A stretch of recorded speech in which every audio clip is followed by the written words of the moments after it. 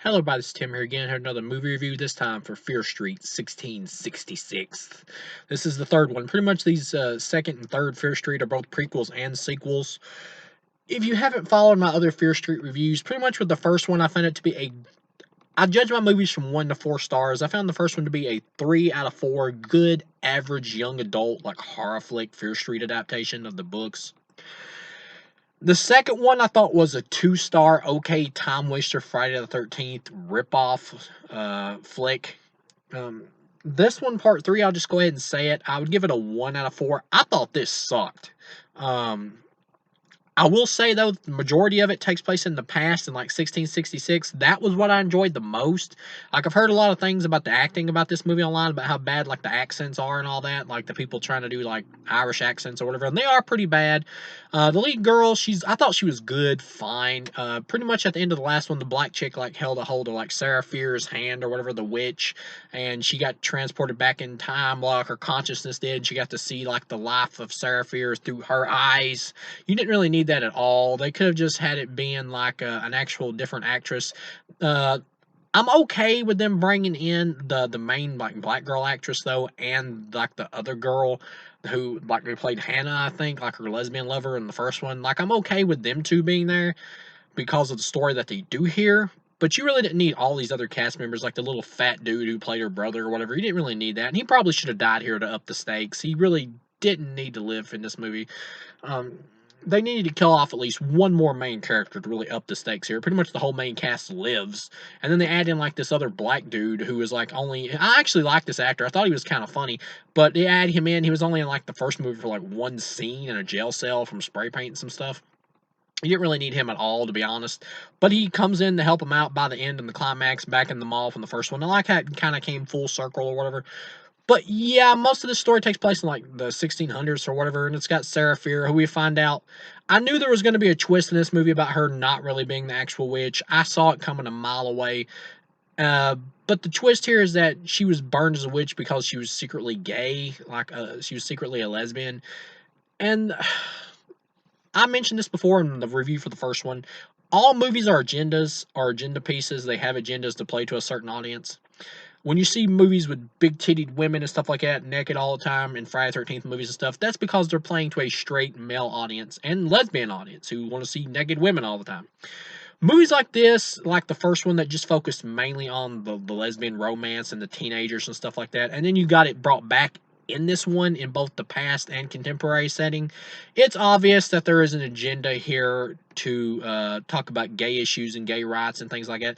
That is fine. I have no problem with that. But once you start doing it so much, like dedicate the whole first movie to it and then bring it back here, also in the coincidentally the 1600s as well, you didn't need that. That felt forced in just to kind of bring this trilogy full circle and lets me know that the only reason this entire series was really made, these three films, was just so they could be like an agenda piece. And that would be fine if it was still entertaining as a movie. But really, it's just too cliche that they also happen to be gay as well. And once you get by that, the 1600 stuff or whatever is kind of entertaining and is kind of interesting. Like I like the gore, like this dude like cuts his own eyes out. From what you find out, she gets blamed to be a witch because she's gay, and then this other dude in the town who is obviously the culprit. Has stolen like this satanic book and he's using it for witchcraft and has like cursed the town so he can get all these good gifts and all that. And we find out that once again he is a descendant or whatever, or ancestor, I mean in this case, of the sheriff who we saw as a kid in the second one. And the big twist here is that's actually the sheriff's bloodline who have all been Satan worshippers through all this time. And that is such a bad twist because it really makes no sense. I don't understand why they felt the need to like try to make this seem like it was some kind of big epic mythology with all these twists and turns. You don't really need like this whole big twist about the cop really being the culprit. I was totally fine with it just being a witch, like a cursed land because of a witch. I didn't need this big like secret lesbian romance or whatever. I didn't really need it, and I didn't need like this whole like the cop is secretly the killer because that's really lame as hell because it makes no sense whatsoever in logic with the other two movies. Okay, this cop's like ancestor killed this girl wrongfully because she was gay, and he told everyone she was a witch, and he's cursed the town pretty much, sacrificing people and getting all the glory that Satan's given him or whatever, and all he's getting out of the deal, his descendant is he get to be sheriff of a shitty town. it's really lame. This dude should be like, why is he even still living here? He should be like off, like somewhere in California or something, or in Hollywood Hills, rich and famous or something. I mean, sorry about that. I had to adjust my computer for a minute. But yeah, like all this dude gets from his satanic sacrificing and deals, he gets to be a sheriff of a local shitty small town. That's pretty stupid. Or maybe Satan's reach doesn't go out of the town. And this other thing is like this girl, like Sarah Fear, is like cursed the town to like with these killers or whatever that keep hunting after people and all that. At least I think that's what the movie's trying to tell me. It's really confusing with this plot twist. And so all you gotta do to break it is to kill the sheriff, but yet she never sends these creatures after the sheriff. Like they never go after the sheriff. I don't get it. I'm not sure what the logic here is. Um, and if she's like possessed, like the main girl Hannah or whatever, why is she like trying to kill like two lesbian chicks in the first movie when that was the whole reason she was killed? Like I don't really get the logic here to this twist. It does open up a lot of plot holes. It's hard for me to really make sense of it. Maybe somebody can explain it to me in the comments or something, or maybe I wasn't paying full attention, but it's a really stupid twist, and this guy is not a very good killer or final villain. And the other stupid part is he's a cop. He could just like bring like a whole friggin' police force after these kids once they figure out it's actually him and his bloodline. And he could just like kill all these kids. Or even if they like kill him, they say his whole family like practices witchcraft. Wouldn't like all his other family just come to them and just kill them all? But no, they kill him, and then the curse is broken on the town, and the girl is not possessed anymore, and ends with him kissing. That's fine. That's what this whole trilogy's pretty much been about.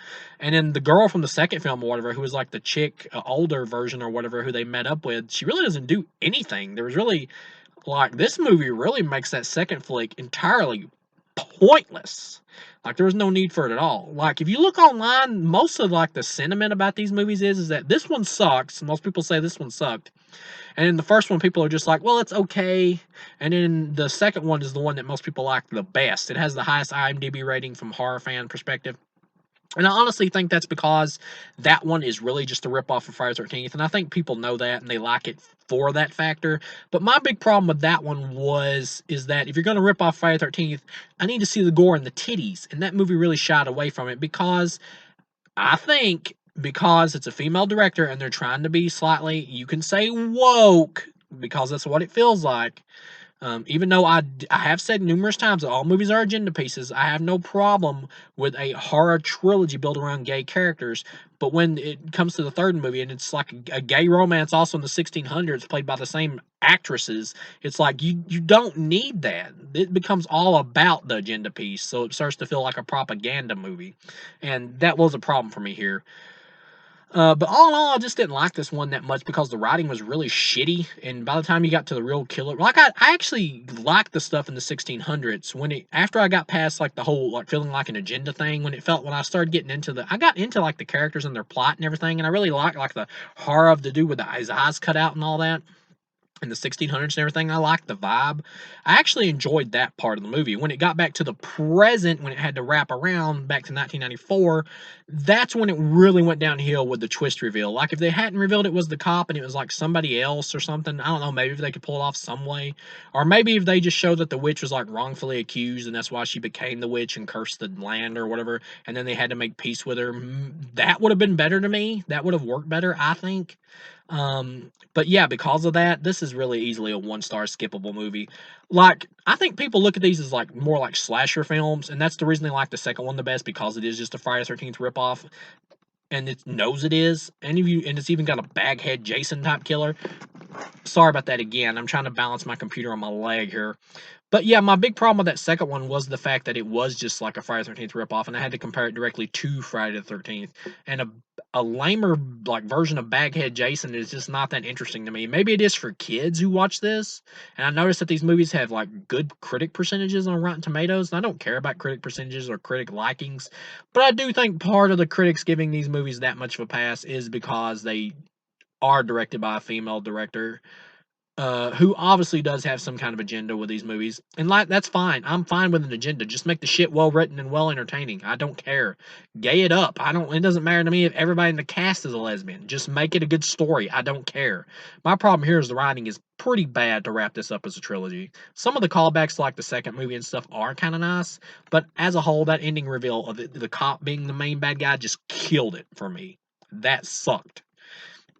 But yeah, as a whole, this is easily a 1 star. If it would just been like the 1600 stuff, I would have enjoyed this the best. And it ends with a setup in the credits for another Fear Street movie with somebody else like taking the satanic book or whatever. This movie really lets me know that these movies would have worked better as just like an anthology series, really, of just like different Fear Street stories are happening on Fear Street or whatever. That really lets me know that it would have worked better like that. The first movie I gave a 3 out of 4 to, really only because it was the first movie. Like, if that had been the second and not the introduction, I probably wouldn't have liked that one at all and probably just gave it like a low 2. Really, the only reason I gave that a 3 is because I thought it was average for what it was. Really, I don't really like any of these movies. Um, like I said, the second one for a straight slasher, if you just want to see like a slasher like B flick, then yeah, part two is easily the best of the franchise in terms of just entertainment value. But really, my problem with the second one is it really didn't add anything to that first one, and by the time you get to this third one, you really feels like that second one was just useless because it really has no bearing on this third film at all. You could easily have just combined the first movie and this one and made it one whole movie, and I think I would have liked it much better and just took that second one out. As far as like a story goes, that second one doesn't add anything. Even though I will say it is the best acted of the three, though. But yeah, all in all, for this trilogy, I'd give it a low 2. It's passable for like a young kid who probably hasn't watched a lot of horror movies and stuff. I'm looking more forward to seeing like something like Scream 5, honestly, than watch these ever again. Like when I reviewed the first one, I mentioned that maybe I'd watch them again if I was marathoning them as a trilogy. But really, after seeing this and the conclusion, I'll never watch this trilogy again. So thank you guys for watching, and I'll see you again.